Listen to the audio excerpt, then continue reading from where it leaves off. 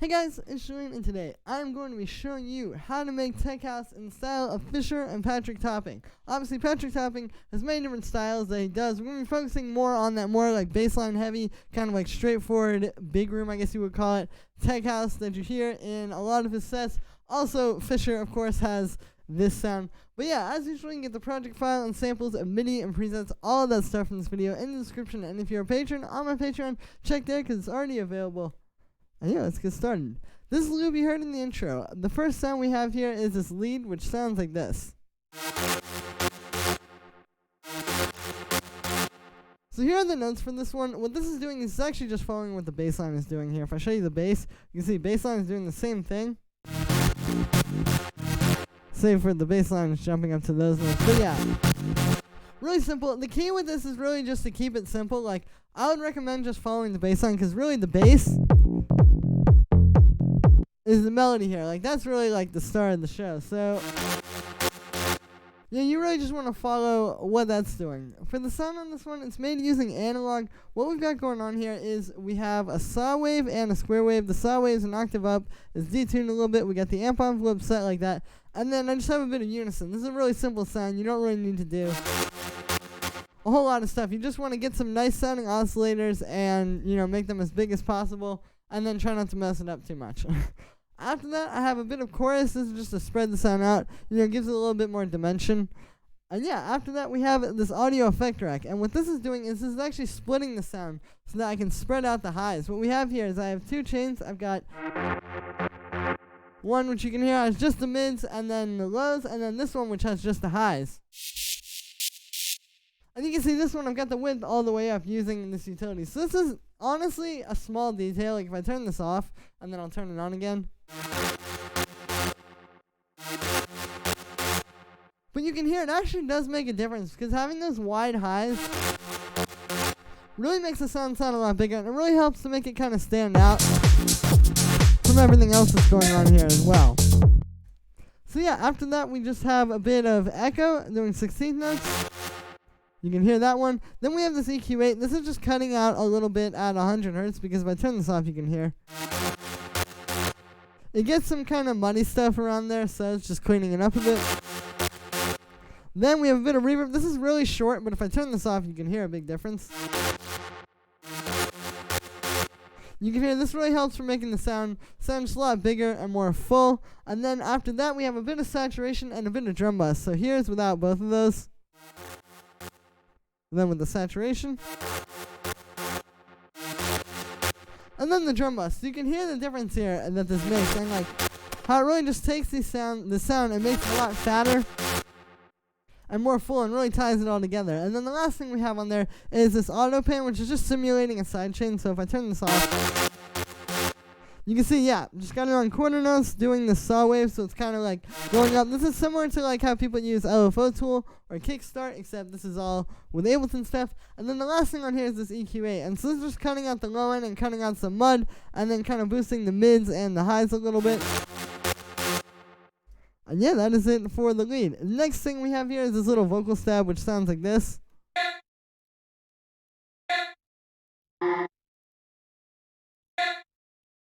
So this is just a little vocal stab. It's really simple. You hear this in a lot of these style of tracks. But yeah, I just got this in here. It's just playing on these upbeats here.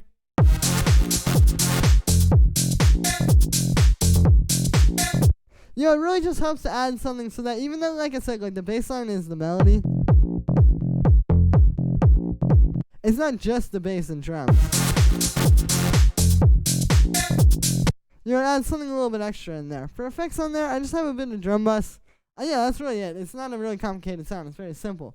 Next thing we have here is this operator little like effects rising sound, which sounds like this. So this is a cool little effect. You know, usually you use something from a sample pack to get this kind of sound. But in this case, I just made my own. And I was also trying to get a little bit of that cool kind of Patrick Topping vibe like he has on his tracks with the more like metallic, kind of like techie, you know, futuristic sounds like that. The way this is made is using operator. You can see we got FM synthesis going on. So that's how you want to make this type of sound. You know, it's not really something you can do with like saw waves and square waves. But yeah, what we got here is just 3 sine waves FMing each other. You can see they're all at different octaves, and I've got the second one detuned a little as well. And then that's really it for the sound. The only other thing on here in terms of the synth is just this pitch envelope. If I turn this off, so you can hear that's the thing that is making it go up in pitch. And yeah, it's a really simple sound, but it's a nice way to make something, one of these little transitional elements like this. And like I said, this is how a lot of the sound design is done in those more, like I said, metallic sounding tracks like a lot of Patrick Topping's releases have been lately. After that, I've got a bit of chorus just to spread the sound out. Here's without that. And then with it, also gives it a more like warbly sound. Then we have a bit of reverb to give it some space, a bit of drum bus, which fattens it up a lot. This really helps because it's like this is a really fat rhythm section here that this is all on top of. And so if you just have like, if you just have this playing like without the drum bus, you can hear a difference there. It really has to like have something like this to make it fit into the track. After that, I have another auto pan just like that last one I showed you on the lead, where it's just kind of like simulating a sidechain. And then the last thing we've got here is an EQ8 cutting out the low end. And that is it for that sound. The next sound we have here is the kick, which sounds like this. So this is really simple. It's just this punchy, kind of like a 909 style kick. Here's the original kick. Yeah, just really, punchy. Got a lot of attack to it. And then what I've done here is I put it through a bit of EQ8, just cutting out some of that low mid-range, and then we have a drum bus, which you can see is hitting very hard, but this is how you get that, super punchy kick. You really need this to get it to sit in the right place in the mix.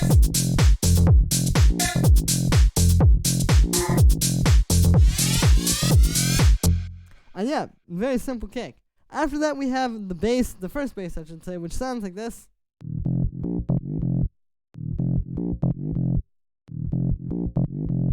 So here are the notes for this. It's basically just playing this like bouncy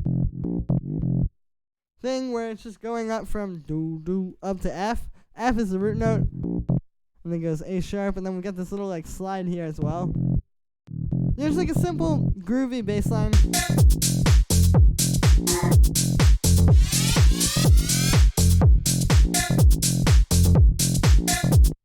And yeah, for the sound on this one, it is made actually using 2 layers. I have this one.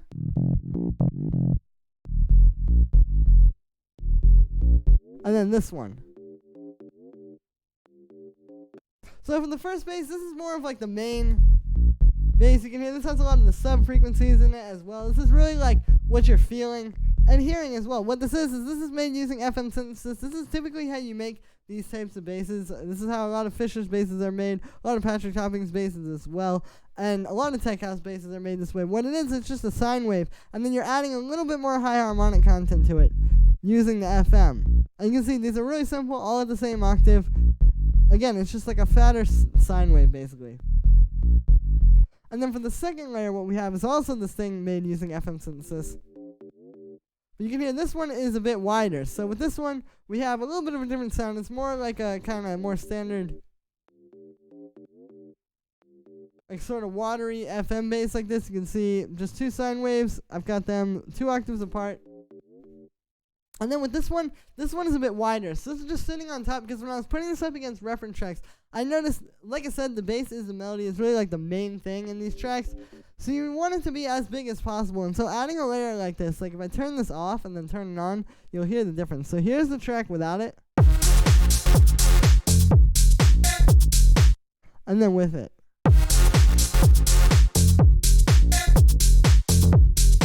Obviously you wouldn't want to have something in your low end that is this wide.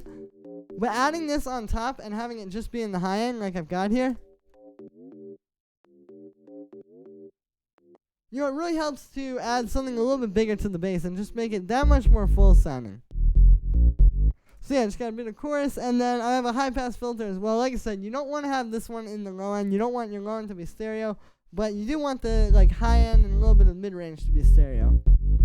So yeah, and then I'll close that little instrument rack to show you. After that, we just have a bit of saturation, just gluing these together, making the whole thing a bit fatter. Then I've got that auto pan again, just doing the simulated sidechain. And then the last thing we have on here is an EQ8, which is boosting the low end and then cutting at 100 hertz. Just making a little bit of room for the kick. And And that is it for the first bass. And then the next sound we've got here is the second bass, which sounds like this. So this is a really simple little bass tab. You can hear it's just playing at the end of every bar pretty much. And this one is just playing an F. And then what I've got here for the sound on this one is it's made using analog. So this is a saw wave and a square wave. And you can see they're an octave apart. And then they're going into a low pass filter. So if you want to make like a deep saw wave plucky bass, I actually recommend adding in a little bit of a square wave like this. Like if I turn it off, here it's a lot less fat. So yeah, and then like I said, going into a low pass with the envelope, got the amp envelope set like this, and then the only effect we have on there is just a bit of drum bus, just to make it a bit fatter. And yeah, that is it for the second bass. And then on the group here, I've got a bit of processing as well. We've got the kick and the basses grouped together. This is a must when you're making this style. I do this in a lot of my videos, but it's really the way that you get your kick and bass like this to sound so fat. Like when you listen to a Fisher track or you listen to a Patrick Topping track. I have a speech impediment. And they're like so big and full, and the low end is just really, really powerful and hitting. This is how they're doing it. And you can hear, like, if I turn this stuff off, it's not even nearly the same.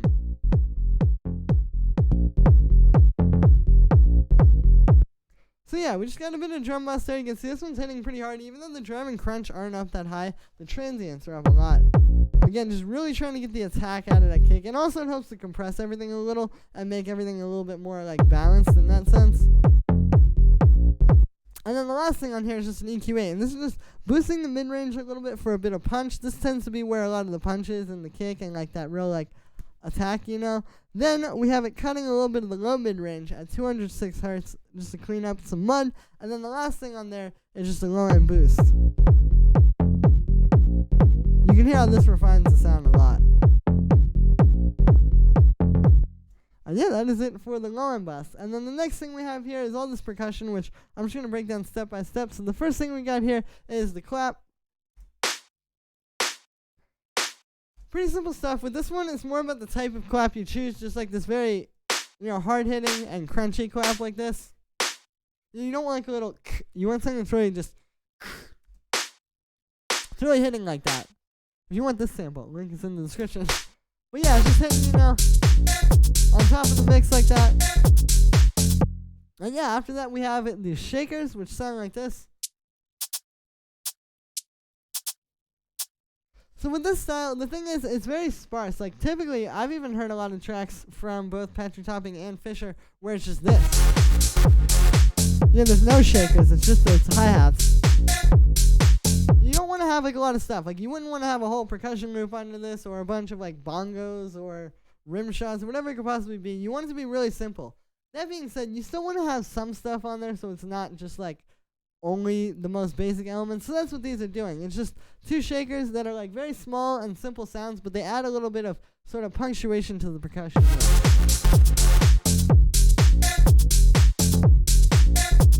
So yeah, just got two shaker samples.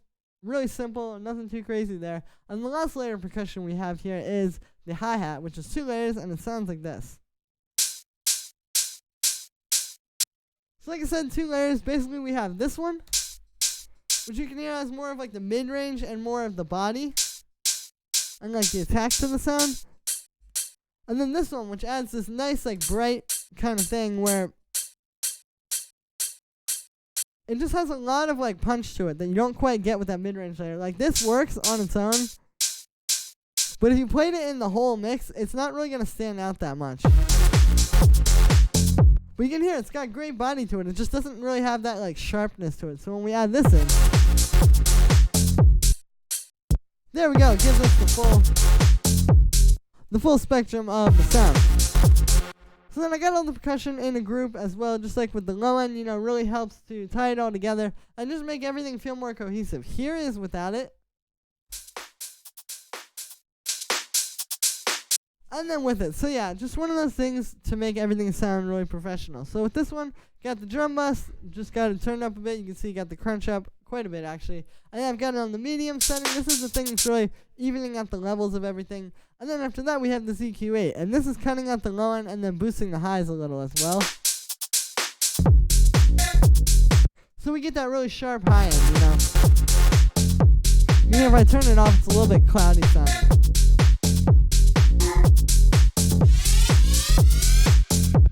And yes, that is it for the percussion, and that is also going to be it for this video, guys. So, I hope you enjoyed. As always, make sure to like this video as well as subscribe, and let me know what you think of this video in the comments. Like I said in the beginning, you can get the full project file and samples and MIDI and presets, everything you just saw in this video in the description. And if you're a patron on my Patreon, check there because it's already available. Thank you so much, guys, and I will see you tomorrow with another video.